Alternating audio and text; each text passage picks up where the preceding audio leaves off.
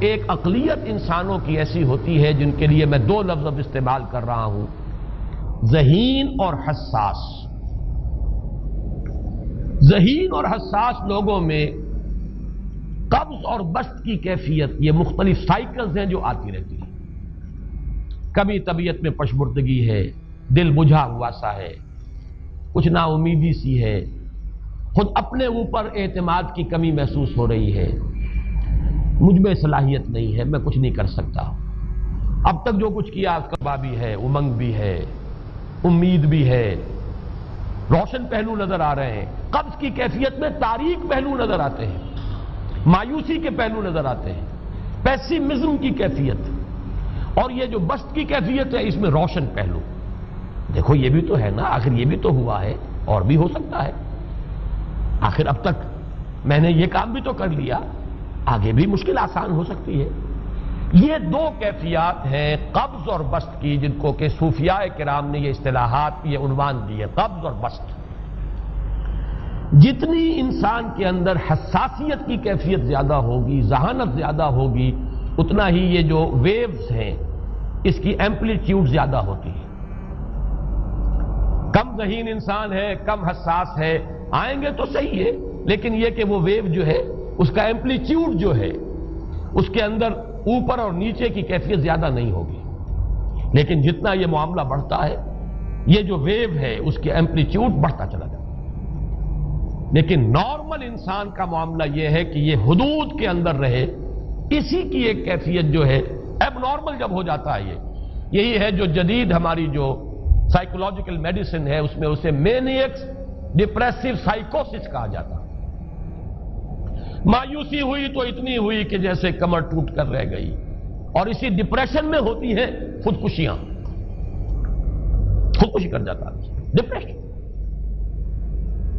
کچھ روشن پہلو نظر ہی نہیں آ رہا، کوئی امید کا پہلو نظر ہی نہیں آ رہا، کوئی صورت نظر نہیں آتی، کوئی امید بر نہیں آتی، کس طرف جاؤں، کدھر دیکھوں، کسے آواز دوں، اے ہجوم نامرادی دل بہت گھبرائے ہیں۔ اور جب آدمی محسوس کرتا I can't face these realities، یہ commits suicide۔ یہ اور جب کیفیت ہوتی ہے انشراح کی تو آدمی خوب بھاگ رہا ہے، دوڑ رہا ہے، امنگ ہے، محنت ہے، دوڑ رہا ہے، امیدیں ہیں، اب ہر چیز کا روشن پہلو نظر آ رہا ہے۔ عجیب ہے یہ۔ اصل میں مجھے کچھ تجربہ بھی ہوا ہے، ہمارے خاندان میں بھی یہ مرض موجود رہا۔ میرے والد مرحوم کافی طویل عرصے اس مینیک ڈپریسو سائیکوسس کے مریض رہے۔ کچھ ہوتا ہے یہ معاملہ، ویسے بھی شاید ہمارا خاندان جو ہے اس کیٹیگری میں آتا ہے جس میں ذہانت نسبتاً کچھ زیادہ ہے، حساسیت بھی نسبتاً کچھ زیادہ ہے۔ یہ دوسری بات ہے کہ کوئی شخص جو ہے یہ فلسفے کے طور پر اختیار کر لے کہ اپنے آپ کو ڈھیٹ بنا لینا ہے، یہ فلسفہ بھی بن سکتا ہے۔ لیکن یہ ہے کہ اگر آدمی چھوڑ دے اپنی طبیعت کو تو یہ دونوں کیفیات آتی ہیں۔ انہی کیفیات میں اگر یہ جو اپورڈ اینڈ ڈاؤنورڈ موومنٹ ہے یہ ایک حد سے نکل جائے تو یہ بیماری ہے مینیک سائیکوسس، مینیک ڈپریسو سائیکوسس۔ اس میں جب آدمی ہوتا ہے وہ اپر کیفیت میں تو اس کے اندر بڑی عظیمت ہے، روشنی ہے، امید ہے، لوگوں سے گفتگو کر رہا ہے، ہنس بول رہا ہے، خوب جو ہے محفل کے اندر، اب وہ محفل میں اسے دلچسپی محسوس ہو رہی ہے اور اسے ہر چیز کا روشن پہلو نظر آ رہا ہے، خود اپنے وجود کا بھی روشن پہلو، دوسروں کے وجود کا بھی، دوسروں کی بات میں سے بھی وہ اچھا پہلو تلاش کریں گے، وہ برا پہلو تلاش نہیں کریں گے۔ جب دوسری کیفیت ہے ڈپریشن کی، ہر ایک کی بات میں کوئی برائی نظر آئے گی، کوئی اس کی نیت کا فطور ہے، کوئی فساد ہے، کوئی یہ جو ہے بدنیتی کے ساتھ یہ بات کر رہا ہے، کوئی خیر کہیں ہے ہی نہیں، برائی ہی برائی ہے، مایوسی ہی مایوسی ہے، بدلی ہی بدلی۔ یہ ہے در حقیقت وہ کیفیت، اس کو غالب نے بہترین انداز میں تعبیر کیا ہے۔ ذہین اور حساس انسانوں میں ان کی جو ترقی ہے وہ انہی مراحل سے ہو کر گزرتی ہے، اور ہر ڈپریشن کے بعد، ڈپریشن میں اس سینس میں استعمال نہیں کر رہا یعنی بیماری کی حد تک پہنچنے والی ڈپریشن نہیں، صرف قبض کی حد تک پہنچنے والا معاملہ۔ ہر قبض کے بعد جب بسط آتا ہے تو آگے ترقی ہوتی ہے، جس کو آپ کہتے ہیں بائی لیپس اینڈ باؤنڈس، آدمی جو ہے چھلانگ لگاتا ہے، گویا کہ ایک درجہ جو پہلے تھا اس سے آگے درجہ انسان کا جو ہے اس سے بلند تر پوزیشن پر انسان پہنچتا ہے. ہر قبض کے بعد جو نیا بست آتا ہے وہ ایک نئی کیفیت، نئی شان، نئی بلندی، نئی رفعت لے کر آتا ہے. اس کو غالب نے تعبیر کیا ہے بہت خوبصورت انداز ہے. رکتی ہے میری طبع تو ہوتی ہے رواں اور.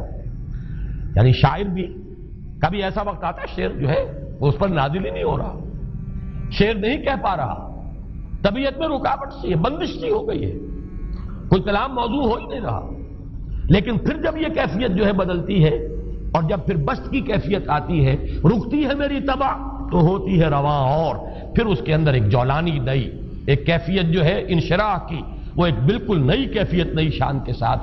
یہ ہے وہ معاملہ جو ان آیات مبارکہ کے پس منظر میں ہے. اسی لیے اب میں آپ کو اس کا حوالہ دے رہا ہوں. تفسیر مظہری میں قاضی ثناء اللہ پانی پتی رحمت اللہ علیہ نے بہت عمدہ بات فرمائی ہے کہ حالت قبض اگر کسی شخص پر طاری ہو تو اس حال میں اکسیر کا درجہ رکھتی ہے یہ سورہ مبارکہ، اس لیے کہ یہ نازل ہوئی ہے محمد الرسول اللہ صلی اللہ علیہ وسلم پر اسی حالت قبض میں. وَالضُّحَىٰ وَاللَّيْلِ إِذَا سَجَىٰ مَا وَدَّعَكَ رَبُّكَ وَمَا قَلَىٰ وَلَلْآخِرَةُ خَيْرٌ لَكَ مِنَ الْأُولَىٰ وَلَسَوْفَ يُعْطِيكَ رَبُّكَ فَتَرْضَىٰ أَلَمْ يَجِدْكَ يَتِيمًا فَآوَىٰ وَوَجَدَكَ ضَالًّا فَهَدَىٰ وَوَجَدَكَ عَائِلًا فَأَغْنَىٰ. یہ تمام آیات اب معلوم ہوگا کہ جیسے موتی پروئے ہوئے.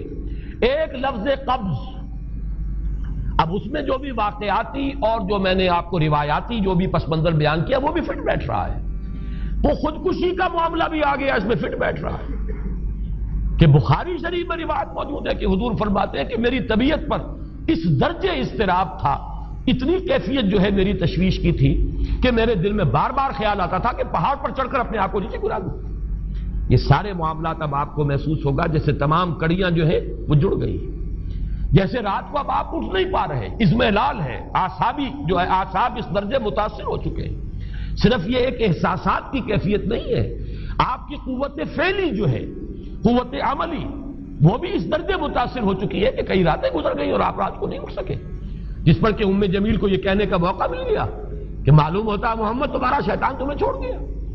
اب یہ جملہ اپنی جگہ پر اس کی کاٹ ہے یقیناً، اس سے یضیق صدروں کا بما یقولون، لیکن وہ کیفیت جس کی وجہ سے یہ جملہ آیا ہے اس پر نگاہ دوڑائیے، اس پر نگاہ کو مرکوز کریں گے تو معلوم ہوگا ایک لفظ قبض، یہ قبض کی ایک کیفیت تھی. اس قبضی کی کیفیت کا ایک مظہر یہ ہے کیونکہ یہ بھی تو در حقیقت قلب مبارک جو ہے محمد الرسول اللہ صلی اللہ علیہ وسلم کا، اسی پر تو وحی کا نزول ہوتا تھا. یہ بھی وہی داخلی احساسات و کیفیات کا معاملہ ہے، یہی بھی در حقیقت یہ واردات قلبیہ ہی کا سارا معاملہ ہے.